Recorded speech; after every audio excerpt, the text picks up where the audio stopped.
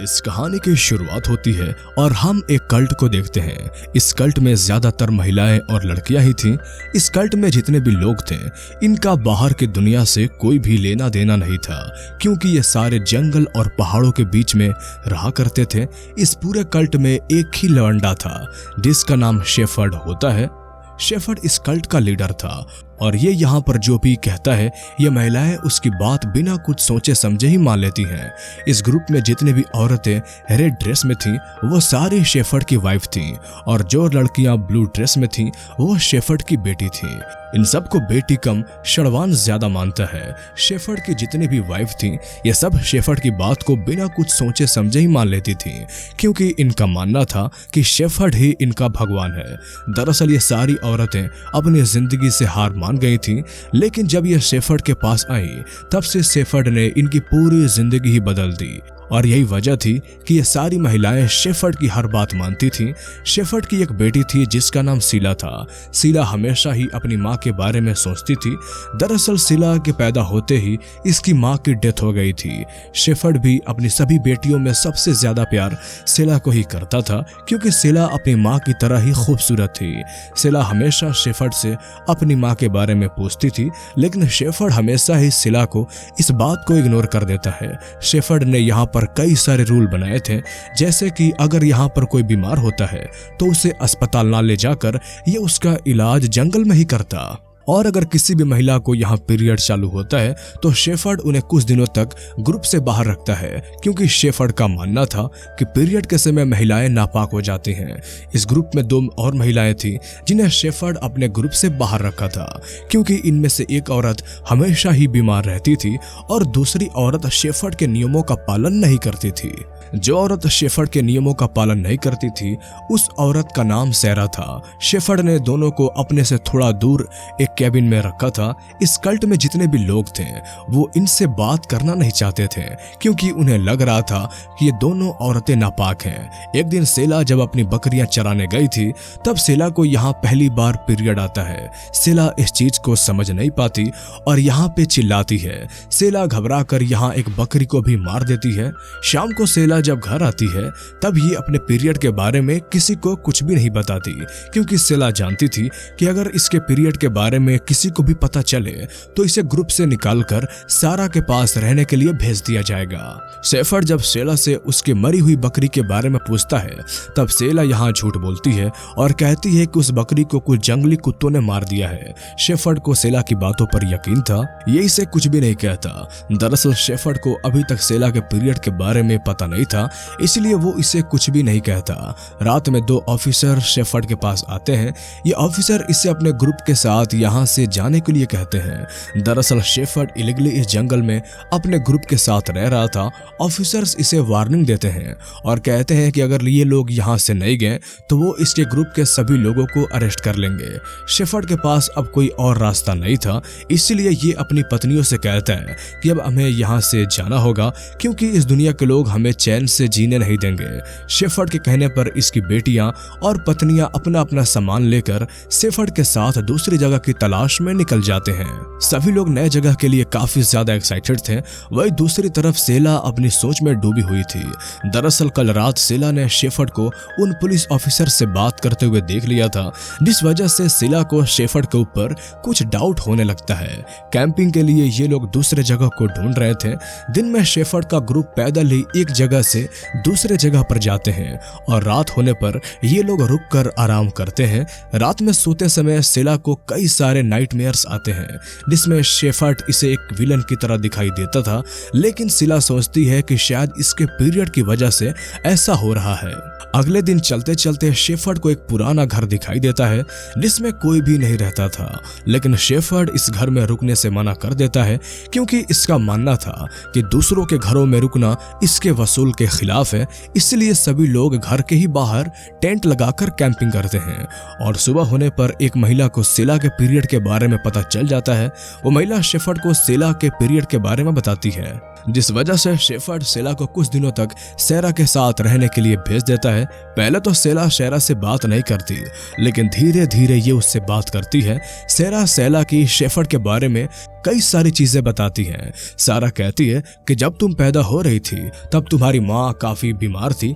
Shepherd चाहता तो तुम्हारी माँ को अस्पताल ले जाकर उनकी डिलीवरी कराकर उन्हें बचा सकता था, लेकिन वो तुम्हारी माँ को अस्पताल लेकर नहीं गया, जिसकी वजह से सेला जब पैदा हुई तब उसकी माँ तुरंत ही वहां पर मर गई। सेरा कहती है कि शेफर्ड दिखने में जितना भोला दिखता है वो अंदर से उतना ही खतरनाक है। मुझे इसके बारे में कुछ पता चल गई थी, इसलिए उसने नापाक होने का बहाना बनाकर मुझे ग्रुप से बाहर कर दिया ताकि मैं उसकी सच्चाई उन लोगों तक ना बता पाऊं।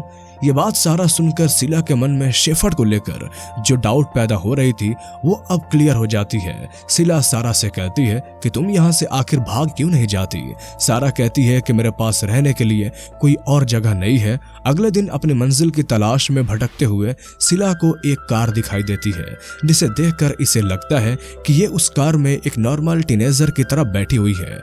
इस ग्रुप से दूर एक नॉर्मल लाइफ है, लेकिन तभी इसे एंड्रियल की चीख सुनाई देती है। दरअसल एंड्रियल प्रेग्नेंट थी और लगातार चलने की वजह से उसके पेट में दर्द होना शुरू हो गया था।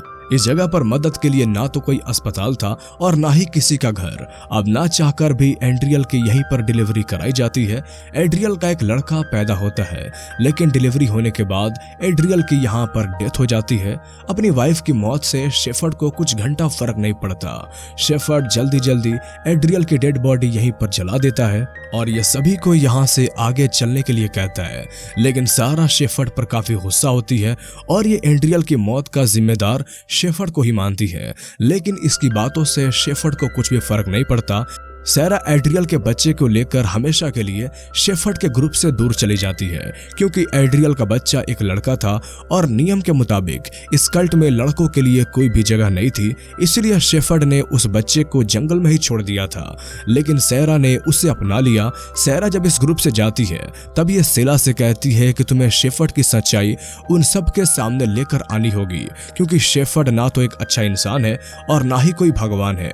उधर लगातार चलने की वजह से सभी महिलाएं काफी थक गई थीं, जिस वजह से ये सभी लोग एक जगह आराम करने के लिए रुकते हैं। शेफर्ड को यहाँ लगता है कि शायद ये गलत रास्ते पर आ गया है। तभी ग्रुप में मौजूद उसकी बेटी टमर कहती है कि शायद हमें उस तरफ जाना चाहिए, जिसे सुनकर शेफर्ड को लगता है कि इसकी बेटी अब लीडर बनने की कोशिश कर रही है, जिस वजह से वो यही टमर को मारने लगता है। ये सारी चीजें सैरा देख रही थी, लेकिन ग्रुप में से कोई भी टमर की मदद करने नहीं आता। कुछ दिन लगातार चलने के बाद ये सभी लोग एक लेक के पास आते हैं। शेफर्ड यहीं पर अपना डेरा लगाने के लिए कहता है। शेफर्ड एक एक करके सभी औरतों को उस लेक में डुबाकर उन्हें शुद्ध करता है। रात में डिनर करने के बाद सभी लोग सो जाते हैं। सभी के सो जाने के बाद इस लीडर ने अपनी बेटी सेला को अपने टेंट में बुलाता है। सेला जब इस लीडर के पास आती है तब वो अपनी बेटी से कहता है कि तुम दिखने में अपनी माँ की तरह कमाल की आइटम हो। शेफर्ड सेला के साथ फिजिकल होना चाहता था, लेकिन सेला खुद को प्रोटेक्ट करती है, जिस वजह से शेफर्ड यहाँ से चला जाता है। उसके जाने के बाद सेला अपनी बहनों के साथ मिलकर शेफर्ड को जान से मारने का इमेजिन करने लगती है। सेला एक एक करके सभी के टेंट में जाती है और इन सबको शेफर्ड के बारे में बताती है। सफर के दौरान शेला की सभी बहनों ने शेफर्ड की दादागिरी को देखा था, इसलिए इन सबको शेला की बातों पर यकीन हो जाता है। अगली सुबह जब शेला और उसकी बहनें सोकर उठती हैं तो ये देखती हैं कि इन लोगों की माँ यहाँ से गायब है। ये सभी अपनी माँ को ढूंढते हुए लेक के किनारे पहुँचती हैं। यहाँ पर शेफर्ड अकेला बैठा हुआ था। इसके बगल में इसकी पत्नियों के कपड़े पड़े थे। शेला और उसकी बहनें जब शेफर्ड से अपनी माँ के बारे में पूछती हैं तब वो कहता है कि मैंने तुम्हारी माँ को हेवन में भेज दिया है, इसलिए अब तुम सभी लोग अपनी माँ की जगह लोगी और मेरी पत्नी बनोगी, ताकि सही समय आने पर मैं तुम सबको बारी बारी से प्रेग्नेंट कर सकूं।